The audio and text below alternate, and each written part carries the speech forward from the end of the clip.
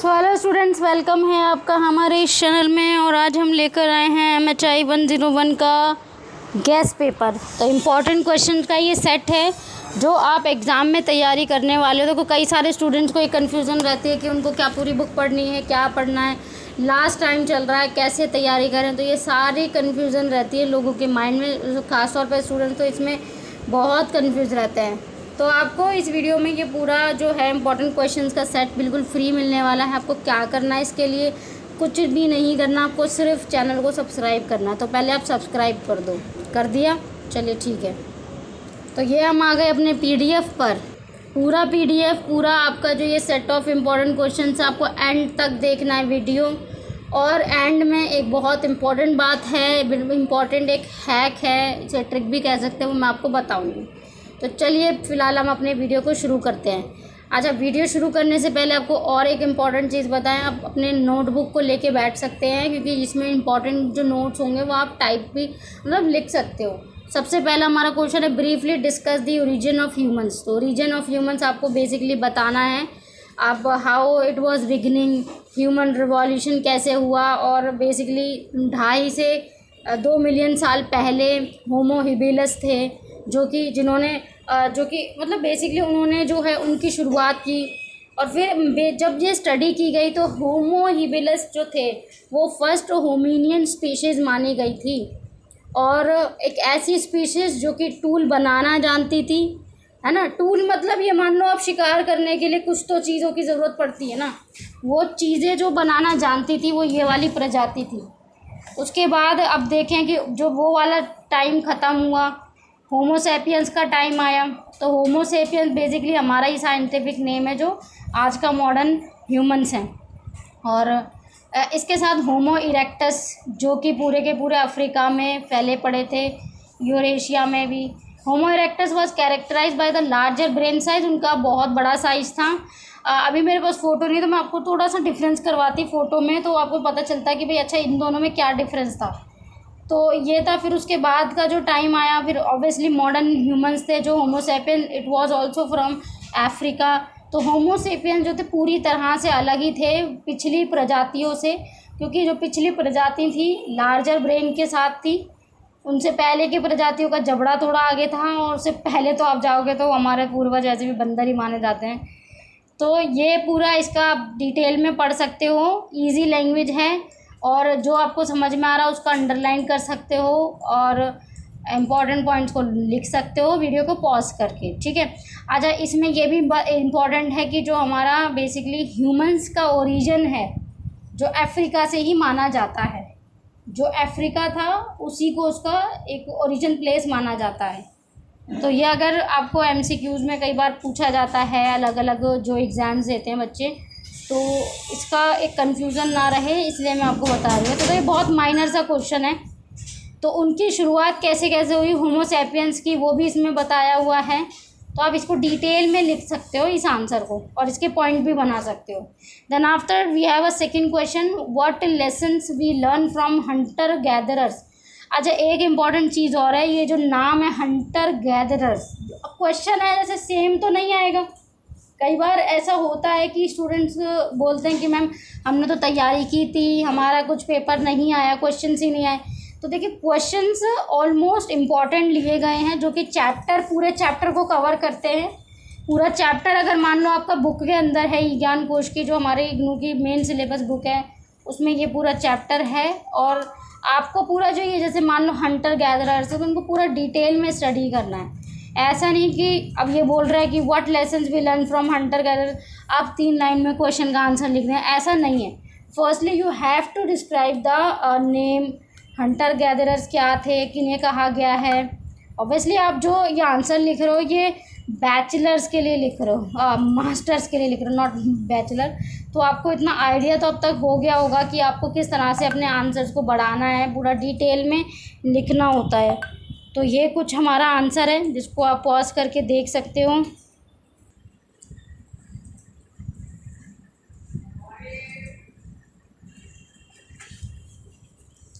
तो यहाँ पर स्टूडेंट्स, अगर आपने देखिए अगर तैयारी बिल्कुल भी नहीं की है तो आपके लिए देखिए ये वीडियो बहुत ही इम्पोर्टेंट है। आप आराम से इस वीडियो को देखें, अपने नोटबुक लेके आप लिखें, जो समझ नहीं आ रहा उसको अंडरलाइन करें और गूगल कर सकते हैं, नहीं तो हमें कमेंट करके तो पूछ ही सकते हैं।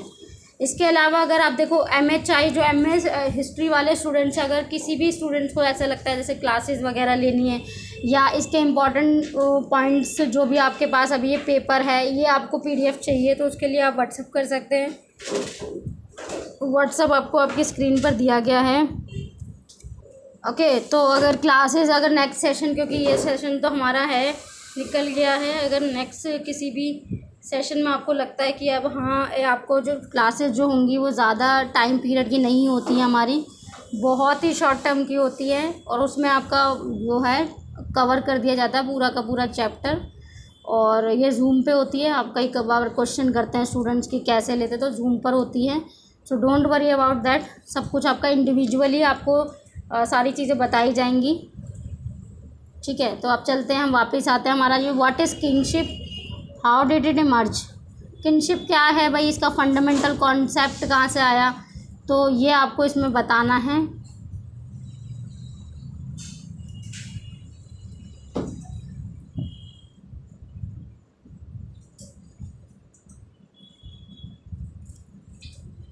what did language play in the process, what role did language play in the process of human development, तो ह्यूमन का डेवलपमेंट में भाई लैंग्वेज ने क्या रोल प्ले किया, तो obviously it was amazing role and language has played, because क्यों इतना इम्पोर्टेंट है, क्योंकि देखिए बिना लैंग्वेज के हम ना आपस में बात कर पाते, जब बात ही नहीं कर पाते तो अपने विचार कैसे साझा करते, जब हम विचार ही नहीं साझा कर पाएंगे तो जो एवोल्यूशन हुआ इतने ज़्यादा फास्ट लेवल पे वो नहीं हो पाता।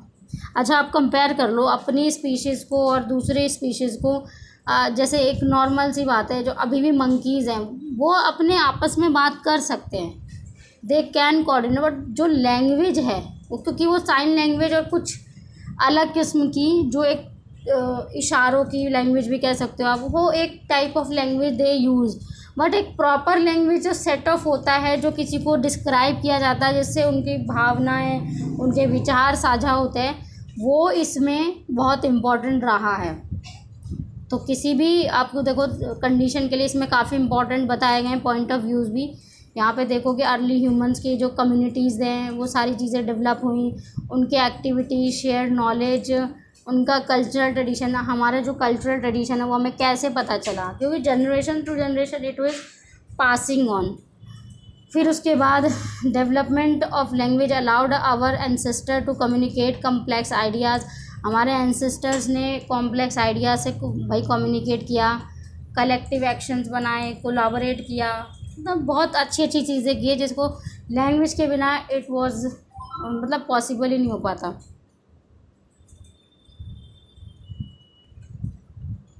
देन हमारा इंपॉर्टेंट क्वेश्चन है right a short note on pastoral nomadism. तो पेस्टोरल नोमैडिज्म क्या है कि it is a traditional way of life of practice by many societies around the world, particularly in arid and semi-arid regions where agriculture is impractical due to the limited water resources and harsh environment conditions. And this nomadic lifestyle revolves around the raising of livestock such as sheep, goats, cattle and camels, and involves constant movement in search of grazing land and water sources.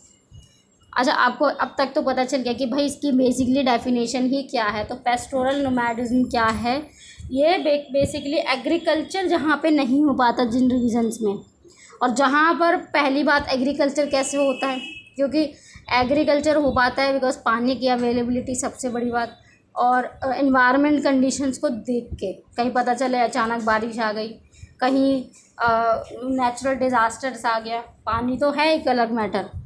तो ये सारी condition जहाँ नहीं हो पाती हैं, जहाँ पे एग्रीकल्चर, वहाँ पे ये सारे लाइफस्टाइल होते हैं जिसमें लोग क्या करते हैं, शीप को पालते हैं, गॉड्स, कैटल वगैरह जानवरों को पाल के अपना जीवन यापन करते हैं, और उन्हीं से बेसिकली काम वाम भी करवाया जाता है।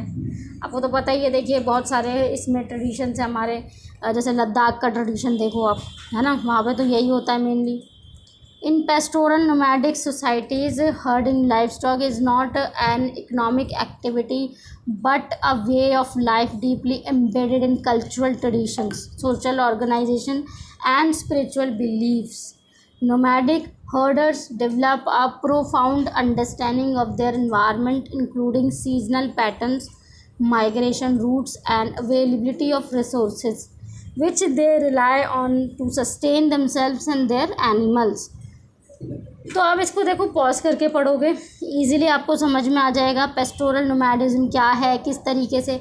अच्छा, आपको इसको जो बताना है ना वो पूरा एक डिटेल में बताना है। ये डिटेल में मैं इसलिए बता रही हूँ कि इसमें तो बताया गया है कि शॉर्ट नोट्स आपको लिखना है, बट यहाँ तक ये चीज़ नहीं स्टॉप होती, आप इसको पूरा डिटेल में पढ़ें। जो रिलेटेड क्वेश्चन अगर आता है नोमैडिक से वो आप इजीली जो है लिख पाएंगे। देन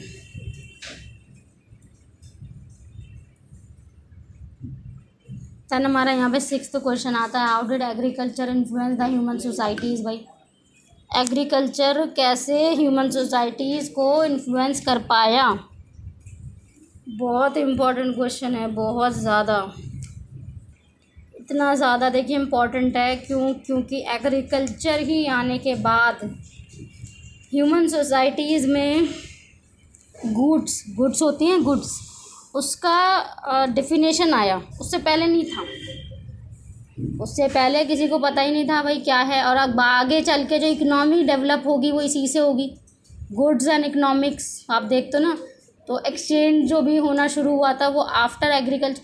आप एग्रीकल्चर को समझिए कि एक तरीके से एक जैसे एक सीढ़ी थी जो ह्यूमंस को एक नेक्स्ट स्टेप पे ले गई। अब अगर आपको यहाँ पे आंसर देना है तो यहाँ कैसे दोगे, first you have to explain the definition of agriculture and then the influence. तो the advent of agriculture represents one of the most significant milestone in the human history, profoundly shaping the development of societies, economics, and cultures around the world. Agriculture, which involves the cultivation of crops and domestication of animals for food production, fundamentally transform human societies from small mobile bands to hunter-gatherers into the settled communities capable of supporting larger population, creating complex social structures, building civilizations. तो basically उससे पहले जब agriculture नहीं था तो humans were like एक animals, एक type of animals जो कि हंटर गैदरर्स थे, मतलब शिकार करते थे खाते थे, शिकार करते थे खाते थे, एंड दैट्स ऑल।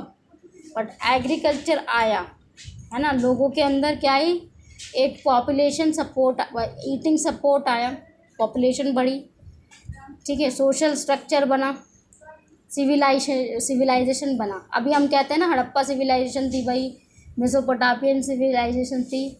हाँ, मतलब देवर कैसे सर्वाइव हो रहे थे वो लोग, वो इसी तरीके से, क्योंकि उस टाइम पे एग्रीकल्चर आ चुका था। With the domestication of plants and animals, early humans were able to establish permanent settlements और विलेजेस। अदरवाइज वो क्या थे भाई, घुमक्कड़। It is just type of, क्योंकि वो लोग जो थे वो एक जगह से दूसरी जगह ही जाते आते रहते थे। जब ये चीज़ आई एग्रीकल्चर, भाई एक पर्टिकुलर जगह पे खेती कर सकते हैं, तो सेटलमेंट कहाँ होगा, वहीं होगा। लोग सेटल्ड होने शुरू हो गए, विलेजेस बने, विलेजेस से बड़े बड़े राज्य बन गए, उससे बड़ा बड़ा जो है शहर बन गया। हड़प्पा सभ्यता एक बहुत अच्छा एग्जाम्पल है फॉर देम। तो इसको आप डीपली पढ़ सकते हो, क्योंकि आगे इकनॉमी आएगा, इकनॉमिक्स डेवलप हुआ, जैसे मैंने स्टार्टिंग में बताया था भाई, उसके बिना इकनॉमिक्स तो हो ही नहीं सकता पॉसिबल। आगे चलते हैं, हमारा 7th क्वेश्चन है, right a brief note on an ancient Egyptian civilization. तो ancient Egyptian civilization is itself important point and it is the iconic civilization in human history. अब ये जो इजिप्शियन था, ये अब मुझे कमेंट करके बताओ ये क्यों थी फेमस। अब मुझे ये बताइए कि इजिप्शियन सिविलाइजेशन थी किस चीज़ के लिए फेमस है। बहुत फेमस चीज़ है, मुझे कमेंट करके बताइए, ठीक है। तो यहाँ पर इन जो इजिप्शियन सिविलाइजेशन थी नील नदी के ऊपर थी, जो भी सिविलाइजेशन थी, इम्पोर्टेंट सिविलाइजेशन अब तक हिस्ट्री में रही है भाई, वो किसी न किसी नदी के ऊपर उसके नियर बाय एरिया में रही है। बिकॉज उससे नियर बाय एरिया में लोगों को क्या है, पहली बात है पानी की सप्लाई होती है, ठीक है, फिर एग्रीकल्चर हो पाता है, इसलिए जो भी सिविलाइजेशन थी नदी के किनारे थी।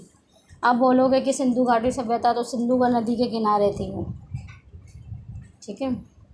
इसको पूरा डीपली आप पढ़ सकते हो, इसको स्टॉप करके इजीली, क्योंकि पता एक वीडियो में नहीं हो पाता कवर। हम बहुत कोशिश करते हैं आप लोगों के लिए वीडियो लेके आएँ और टाइम टू टाइम लेके आएँ, तो उसके लिए आप हमारे एफ़र्ट्स के लिए एक लाइक तो ज़रूर कर दीजिए। नेक्स्ट हमारा क्वेश्चन है, what are the important characteristics of early Mesopotamian civilisation. तो मेसोपोटामिया की सिविलाइजेशन भी इम्पॉर्टेंट है। तो अब कुछ इन जो सिविलाइजेशंस हैं जो हम पढ़ रहे हैं वो अपने आप में अलग ही लेवल पे इम्पोर्टेंस है। हर चीज़ को आपको पढ़ना है, ऐसा नहीं है कि आप एक ही चीज़ पढ़ लेंगे। इंडिया की भी सिविलाइजेशन आपको पढ़नी है, इसके आप अलग से एक नोट्स बना सकते हो कि भाई इनमें क्या क्या चीज़ें थी। अगेन इंडिया की सिविलाइजेशन आगे, हड़प्पा सिविलाइजेशन इतनी देर से मैं आपको उसी का एग्जांपल दे रही थी। तो basically Harappa civilisation also known as Indus valley civilisation, Indus नदी सिंधु नदी के किनारे बसी हुई थी। तो इंडस नदी बेसिन के ऊपर था, जो कि आज प्रेजेंट डे में पाकिस्तान में है और नॉर्थ वेस्ट इंडिया में है। From around 3300 BC to 1300 BCE, while less well known than ancient Mesopotamian or Egyptian.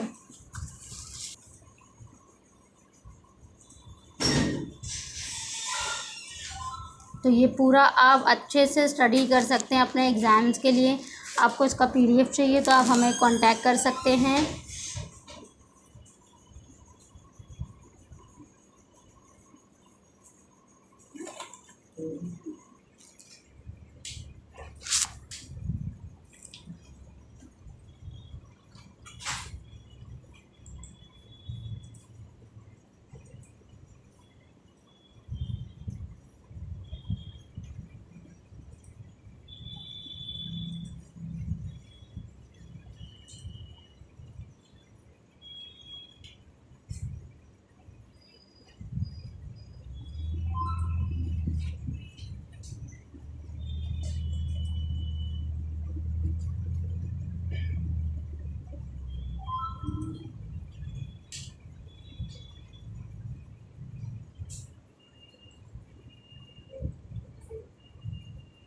तो यहाँ तक के लिए थैंक यू फॉर वॉचिंग। मिलते हैं आपसे नेक्स्ट वीडियो में।